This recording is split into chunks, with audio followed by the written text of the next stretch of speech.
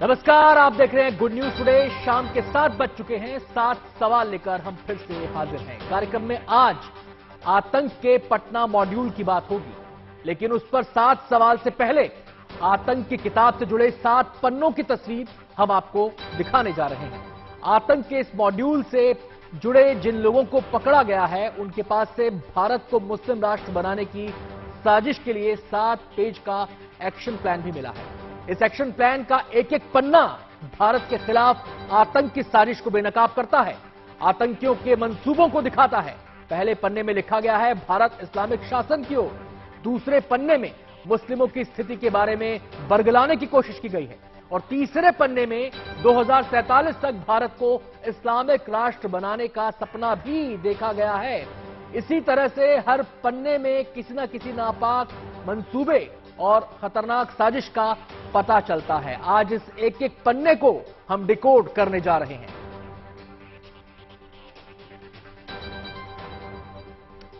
तो शुरुआत सीधे सवाल के साथ, और पहला सवाल हमारा अब आपके सामने है टीवी स्क्रीन पर।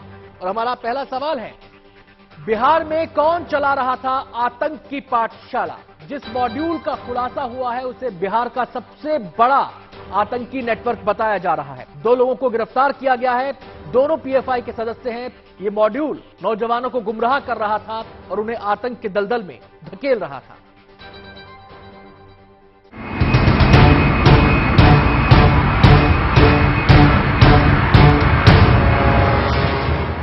राजधानी पटना में चल रही थी आतंक की पाठशाला, जहां दी जा रही थी देश को दहलाने की ट्रेनिंग।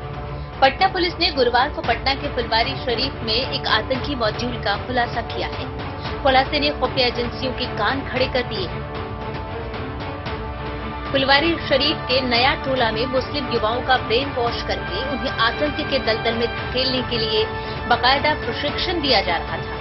इसमें अहम भूमिका निभा रहे थे मोहम्मद जलालुद्दीन और अतहर।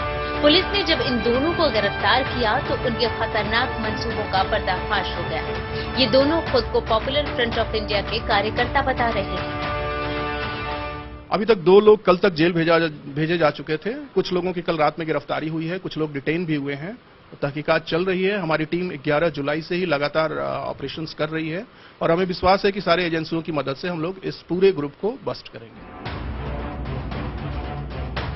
पुलिस इनकी गतिविधियों को संदिग्ध मानकर पहले से ही इन पर निगरानी कर रही थी। पुलिस को जब पता चला कि यहाँ पर देश के अखंडता और संप्रभुता को छलनी करने की साजिश रची जा रही है, तो उन्होंने दोनों आरोपियों को धर दबोचा।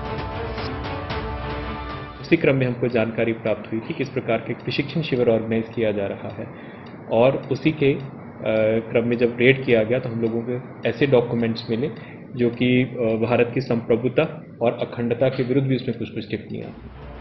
आतंकी नेटवर्क के खुलासे में अब तक कुल 26 लोगों के खिलाफ नामजद एफआईआर दर्ज की गई है। पुलिस के मुताबिक इनमें से ज्यादातर लोग तो बिहार के ही हैं, लेकिन कुछ लोग बिहार के बाहर के भी रहने वाले हैं। पॉलिटिकल विंग है एसटीपीआई, उनके कुछ कार्यकर्ताओं को गिरफ्तारी की गई है। मामला ये था कि हम लोगों को कुछ इनपुट्स प्राप्त हो रहे थे कि एक जगह है फुलवारी में नया टोला, अहमद पैलेस करके, उसके जो मालिक मकान है मोहम्मद जलालुद्दीन, ये पहले झारखंड पुलिस में सब इंस्पेक्टर रहे हुए और वहाँ से सेवानिवृत्त हुए हैं, कि इनके मकान में एक ऑर्गेनाइजेशन, तब तक ऑर्गेनाइजेशन की हम लोगों को जानकारी नहीं थी, कि कुछ लोग वहाँ पे मीटिंग्स करते हैं और मीटिंग्स के माध्यम से धार्मिक कठोरता और जिसको हम अंग्रेजी में बोलते हैं रेडिकलाइजेशन, वो करने का प्रयास कर रहे हैं। पुलिस ने जब इन दोनों संदिग्धों के ठिकानों पर छापेमारी की तो उनके पास से कई सनसनीखेज दस्तावेज बरामद किए गए। इन दस्तावेजों में देश के खिलाफ लोगों को भड़काने का पूरा सामान और साहित्य मौजूद था। ये पीएफआई का झंडा है, और उसके साथ ही साथ बहुत सारे अन्य जो डॉक्यूमेंट्स भी हैं जो पुलिस ने जो है जब्त किया है। आपको यहाँ पे हम दिखा रहे हैं, देख लीजिए। यहाँ पे देखिए, यहाँ भी पीएफआई का झंडा है, और साथ ही बहुत सारे दस्तावेज यहाँ पर हैं। देखिए, काफी सारे यहाँ पे दस्तावेज जो पुलिस ने जो है वो जब्त किए हैं। पुलिस अब इस बात का पता लगाने में जुटी है कि साजिश के तार कहां-कहां से जुड़े। और इनके पीछे और कौन से चेहरे हैं जो बिहार की जमीन को आतंक से सींचने की कोशिश कर रहे हैं। मामले में जांच का जिम्मा अब देश की सबसे बड़ी जांच एजेंसी NIA को दे दिया गया है। Rohit Singh, Patna, good news today. इस मॉड्यूल के उजागर होने के बाद कई बड़े खुलासे भी हुए हैं। शुरुआती तफ्तीश में पता चला है कि मॉड्यूल से जुड़े लोगों के मंसूबे बेहद खतरनाक थे। हमारा दूसरा सवाल इसी पर है और हमारा सवाल आपके सामने है। सवाल है, क्या PFI किसी बड़ी वारदात को अंजाम देने की कोशिश में था? खुलासा हुआ है कि PM मोदी को निशाना बनाने की साजिश रची जा रही थी। इस बारे में विस्तार से बता रहे हैं हमारे संवाददाता सुजीत झा। जो FIR है पुलिस की, उसमें ये जरूर लिखा हुआ है कि प्रधानमंत्री की यात्रा से ठीक पहले ये 2 संदिग्ध पकड़े गए हैं और पिछले कई महीनों से गतिविधि जो फुलवारी शरीफ के नया टोला इलाके में जो गतिविधि चल रही थी उसके बारे में जानकारी दी गई है। और ये भी कहा गया है कि यहाँ प्रशिक्षण दिया जाता था और दूसरे राज्य से भी यहाँ पर संदिग्ध लोग आया करते थे, तमिलनाडु से, केरल से, झारखंड से, पश्चिम बंगाल से। और 6 और 7 जुलाई को यहां पर एक मीटिंग भी हुई थी। जाहिर है कि 12 जुलाई को प्रधानमंत्री नरेंद्र मोदी को पटना आना था विधानसभा के शताब्दी समारोह में शामिल होने, और 6-7 को ये मीटिंग होती है। तो निश्चित तौर पर इस संभावना से इनकार नहीं किया जा सकता, लेकिन अभी तक ये जांच पड़ताल में ये तथ्य सामने नहीं आया है कि क्या नरेंद्र मोदी प्रधानमंत्री को निशाना बनाने के लिए इन्होंने कोई योजना बनाई थी। अभी पुलिस तहकीकात जारी है और काफी कुछ इसमें आना अभी बाकी है, लेकिन इतना तो तय है कि यहाँ पर जो कट्टरपंथ की ट्रेनिंग दी जाती थी, प्रशिक्षण दिया जाता था, तमाम तरह के जो गतिविधियां थी यहाँ पर, पोस्टर थे, पैम्पलेट थे और विदेशी फंडिंग की भी कुछ बात सामने आई है। तो बहुत सारी चीज अभी आगे खुलना बाकी है। आतंक के इस मॉड्यूल के ठिकाने से जो दस्तावेज बरामद हुए हैं वो भारत के खिलाफ बेहद खतरनाक साजिश को उजागर करते हैं। इन दस्तावेज का एक एक शब्द खतरनाक मंसूबों को जाहिर करता है। हमारा तीसरा सवाल अब आपके सामने है और हमारा सवाल है, क्या है PFI का मिशन 2047? जो दस्तावेज मिले हैं वो बताते हैं कि ये लोग अगले 25 साल में भारत को इस्लामिक राष्ट्र में तब्दील करने का सपना देख रहे थे। इस बारे में विस्तार से बता रहे हैं हमारे संवाददाता रोहित सिंह। इस मिशन डॉक्यूमेंट को अगर पढ़ें तो इस पर साफ तौर पे ऐसी बातें लिखी हैं जो कि मुस्लिम युवकों को या नौजवानों को भड़काने के लिए लिखी गई हैं। इसमें जिक्र है कि कैसे देश में केवल 9 जिले ऐसे हैं जहां पर मुस्लिम आबादी 75% से ज़्यादा है और ऐसे में ज़रूरत है कि ज़्यादा से ज़्यादा मुसलमानों को पॉपुलर फ्रंट ऑफ इंडिया के बैनर के तले जो है एकजुट किया जाए। और उसके बाद इसमें कहा गया है कि अगर 10% मुसलमान जो देश में रहते हैं उसके 10% मुसलमान भी अगर पॉपुलर फ्रंट ऑफ इंडिया के साथ आ जाते हैं, उसमें शामिल हो जाते हैं, तो PFI जो है वो 2047 तक भारत को इस्लामिक राष्ट्र बना सकता है।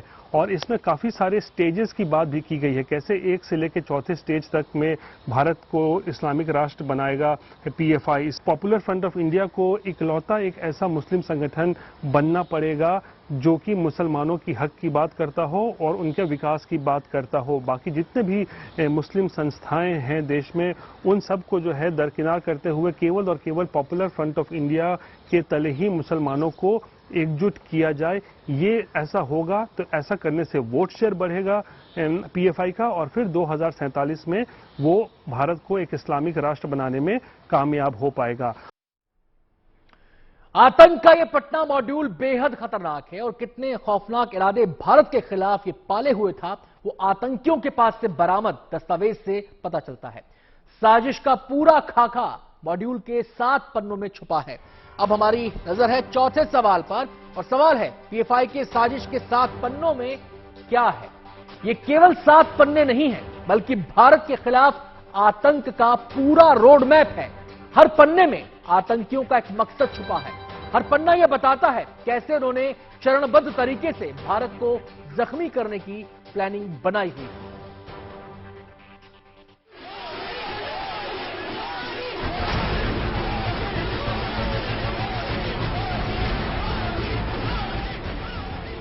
पटना पुलिस ने आतंकियों के जिस नेटवर्क का खुलासा किया है, उसके निशाने पर सिर्फ प्रधानमंत्री नरेंद्र मोदी ही नहीं बल्कि पूरे देश की व्यवस्था भी थी। पीएफआई यानी पॉपुलर फ्रंट ऑफ इंडिया की साजिशों के तार को सुलझाने के क्रम में पटना पुलिस ने संदिग्ध आतंकियों के पास से ऐसे दस्तावेज हासिल किए हैं जिसमें देश को जलाने की साजिश रची गई थी। ये डॉक्यूमेंट इंटरनल सर्कुलेशन में उनके पास मिला है, तो जैसे मैंने आपको बताया है कि रेडिकलाइजेशन करने के लिए और मोबिलाइजेशन करने के लिए और ब्रेन वॉश करने के लिए उस डॉक्यूमेंट का यूज किया जा रहा है। भारत को मुस्लिम राष्ट्र बनाने की साजिश के लिए आरोपियों ने 7 पेज का एक्शन प्लान बनाया था, जिसमें पीएफआई का खौफनाक 10% फॉर्मूला सामने आया है, जिसके भरोसे भारत को इस्लामिक मुल्क बनाने की प्लानिंग की गई थी। साजिश के 7 पन्नों में से हर एक पन्ने में देश को जलाने की साजिशें रची गई थी। पहले पन्ने का टाइटल इंडिया 2047 लिखा था, जिसे इंटरनल दस्तावेज बताते हुए लिखा है भारत में इस्लामिक शासन की ओर। दूसरे पन्ने में देश में मुस्लिमों की बदतर स्थिति का हवाला दिया गया और कहा गया कि समुदाय को बचाने के लिए भीतर से नेतृत्व को उभरना होगा। तीसरे पन्ने पर मिशन भारत 2047 का जिक्र किया गया, जिसमें लिखा गया हम 2047 का सपना देख रहे हैं जहां मुस्लिम समुदाय के पास राजनीतिक सत्ता होगी। हमको वहां से कुछ ऐसे डॉक्यूमेंट्स मिले जो कि जिसमें भारत को इस्लामिक राष्ट्र बनाने के लिए कुछ कार्य योजना थी और इस प्रकार की कुछ टिप्पणियां थी कि हम लोग किस तरह से जो एक पर्टिकुलर ऑर्गेनाइजेशन है इसका पॉलिटिकली हम कैसे एक्सपेंड करेंगे, जो भी एक विशेष समुदाय मुस्लिम समुदाय को जो भी प्रताड़ित करेंगे या फिर जो भी उनको सप्रेस करेंगे तो उनकी प्रोटेक्शन के लिए, उनकी रक्षा के लिए हम लोग काम करेंगे। तो एक बहुत जनरल विजन डॉक्यूमेंट में इस बात का उल्लेख किया गया। पीएफआई की साजिश के पन्नों में भारत को 2047 तक इस्लामिक शासन की ओर ले जाने का जिक्र ही नहीं बल्कि कई देश को जलाने की साजिश रची गई थी। साजिश के चौथे पन्ने में इस्लामिक राष्ट्र के सपने को पूरा करने के लिए 4 स्टेज का जिक्र किया गया था। 5वें पन्ने में युवाओं को भड़काने से लेकर मास मोबिलाइजेशन का जिक्र किया गया था।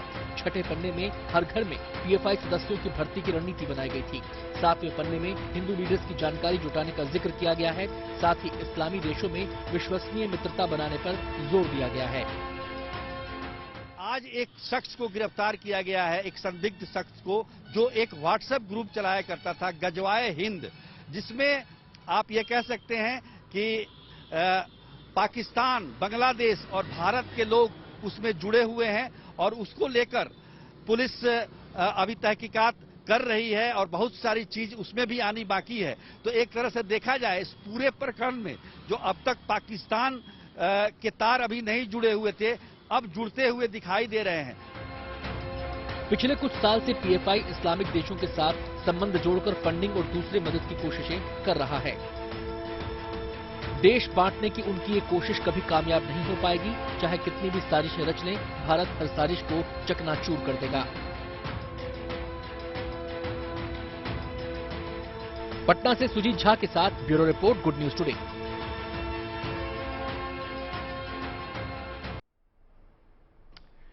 ये कोई पहला मौका नहीं है जब पीएफआई की भूमिका सवालों में आई है या फिर ये संगठन कटघरे में खड़ा हुआ है।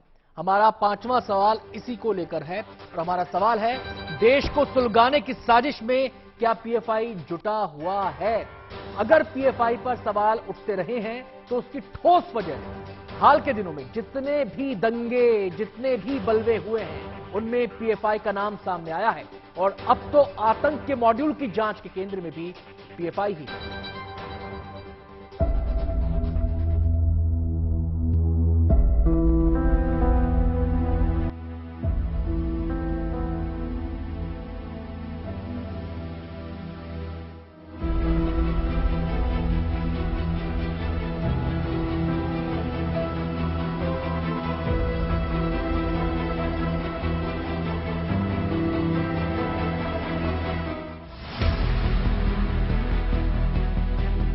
पीएफआई यानी पॉपुलर फ्रंट ऑफ इंडिया।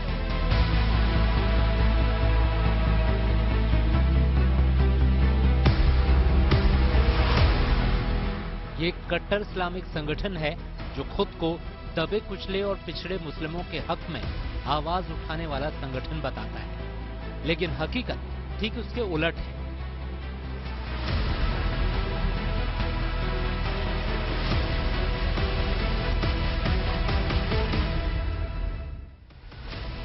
देश में जब भी माहौल खराब करने की घटना हुई है तो तफ्तीश के दौरान इसी संस्था का नाम उभर कर सामने आया है। चाहे सीएए, एनआरसी के दौरान देश में लोगों को भड़काने का मामला हो, दिल्ली को दंगों की आग में झोंकने की साजिश हो, या फिर नुपुर शर्मा मामले में अमरावती और उदयपुर की वारदात, सभी जगहों पर पीएफआई की भूमिका संदिग्ध रही है। पटना के फुलवारी शरीफ से 2 संदिग्धों की गिरफ्तारी के बाद पीएफआई का नाम एक बार फिर से सुर्खियों में है। बिहार पुलिस ने पटना के फुलवारी शरीफ से 2 संदिग्धों की गिरफ्तारी की। आरोप यह था कि वो दोनों के दोनों देश विरोधी गतिविधियों में लिप्त हैं और इसके बाद बिहार पुलिस ने कार्रवाई की और उनकी गिरफ्तारी की। जब उनके ठिकानों पर छापे मारे गए तो उनके पास से कई ऐसे दस्तावेज बरामद हुए जिनसे ये साबित हुआ कि ये कहीं न कहीं पीएफआई से जुड़े हुए हैं और उसके बाद एक बार फिर से पीएफआई का नाम सुर्खियों में आ गया। पटना में जिस आतंकी नेटवर्क का खुलासा हुआ है उसकी जड़ में भी यही संगठन है।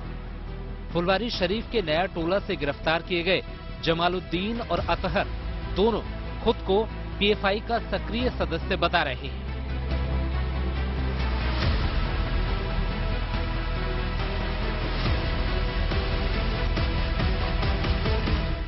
एक जगह है फुलवारी में नया टोला, अहमद पैलेस करके, उसके जो मालिक मकान है मोहम्मद जलालुद्दीन। ये पहले झारखंड पुलिस में सब इंस्पेक्टर रहे हुए और वहाँ से सेवानिवृत्त हुए हैं।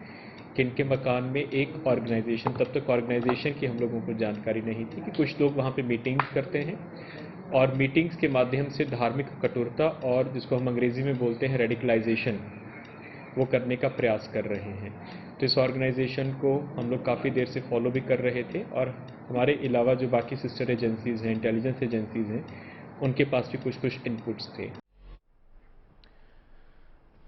जब पीएफआई पर सवाल उठे हैं उस पर कानूनी कार्रवाई की मांग भी उठी है। हमारा छठा सवाल इसी से जुड़ा हुआ है और हमारा सवाल अब आपके सामने है। सवाल है क्या पीएफआई पर प्रतिबंध लगना चाहिए? आखिर साजिश के कई सबूतों के बाद भी सरकार पीएफआई के खिलाफ कार्रवाई क्यों नहीं कर रही? आइए देखते हैं इस मसले पर क्या कहना है पूर्व डीजीपी विक्रम सिंह का। 2047 में भारत को इस्लामिक देश बनाने की इनकी एक पुस्तिका उपलब्ध हुई। पीएफआई के झंडे इनसे उपलब्ध हुए।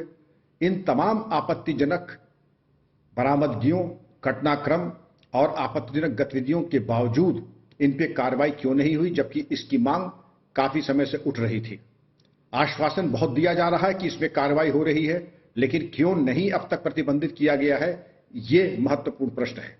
मेरा परामर्श होगा कि भारत सरकार सर्वोच्च प्राथमिकता देते हुए इनका अभिलेखीकरण करके इनके चल अचल संपत्ति ही न कुर्क करें, इनके सदस्यों को चिन्हित करें, जिससे कि अगर ये दूसरे वेश में आके दूसरा रूप बना करके उत्पन्न हो, जैसे कि सिमी के बाद इंडियन मुजाहिदीन के बाद ये उत्पन्न हुए पीएफआई, इसलिए ये जरूरी है कि इनके ऊपर और इनके सदस्यों के ऊपर प्रभावी कार्रवाई की जाए, जिससे कि देश का अहित न होने पाए। अभी तो टेरर के पटना मॉड्यूल का खुलासा ही हुआ है, पूरी साजिश से पर्दा उठना बाकी है। अभी तो प्यादे ही पकड़े गए हैं।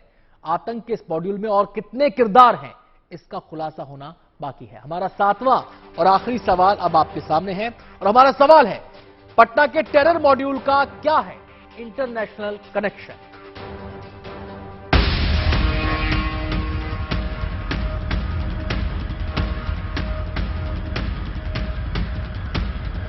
बिहार में पकड़े गए संदिग्ध आतंकियों से जो दस्तावेज हाथ लगे हैं, उनकी अब तक की पड़ताल ने सुरक्षा एजेंसियों की नींद उड़ाकर रख दी है, क्योंकि पीएफआई और बांग्लादेशी आतंकी संगठन जेएमबी के गठजोड़ से जुड़े सबूत सुरक्षा एजेंसियों के हाथ हैं, जिससे पटना टेरर मॉड्यूल के इंटरनेशनल कनेक्शन की आशंका गहरा गई है। जानकारी के मुताबिक आतंकी संगठन जमीयत उल मुजाहिदीन यानी जेएमबी और पीएफआई मार्शल आर्ट की ट्रेनिंग की आड़ में नौजवानों को हथियार चलाने की ट्रेनिंग दे रहे थे और इसके जरिए धार्मिक उन्माद फैलाने की तैयारी की जा रही थी। एक जगह है फुलवारी में नया टोला, अहमद पैलेस करके, उसके जो मालिक मकान है मोहम्मद जलालुद्दीन। ये पहले झारखंड पुलिस में सब इंस्पेक्टर रहे हुए और वहाँ से सेवानिवृत्त हुए हैं। कि इनके मकान में एक ऑर्गेनाइजेशन, तब तक ऑर्गेनाइजेशन की हम लोगों को जानकारी नहीं थी, कि कुछ लोग वहाँ पे मीटिंग्स करते हैं और मीटिंग्स के माध्यम से धार्मिक कठोरता और जिसको हम अंग्रेजी में बोलते हैं रेडिकलाइजेशन, वो करने का प्रयास कर रहे हैं। पटना पुलिस के मुताबिक दोनों ही संगठन देश के अमन चैन को नुकसान पहुंचाने के लिए साजिश का ताना बाना तैयार कर चुके थे। लिहाजा इनके संपर्क में कौन कौन लोग थे और इनको कहां से फंडिंग की जा रही थी, इसके जांच के लिए पुलिस ने पकड़े गए संदिग्धों के बैंक खातों की पड़ताल शुरू कर दी है, जिसके आधार पर ये कहा जा रहा है कि पकड़े गए अतहत परवेज के अलग अलग बैंकों में 3 अकाउंट हैं, जिनमें 83 लाख रुपए जमा है। पुलिस का कहना है कि तीनों अकाउंट्स को फ्रीज किया जाएगा और 1 साल के भीतर हुए लेन देन की जांच की जाएगी, ताकि साजिश की कड़ियों को जोड़ा जा सके। कार्यक्रम में आज इतना ही। अब आपसे सीधे मुलाकात होगी सोमवार को। नया मुद्दा, नए सवाल,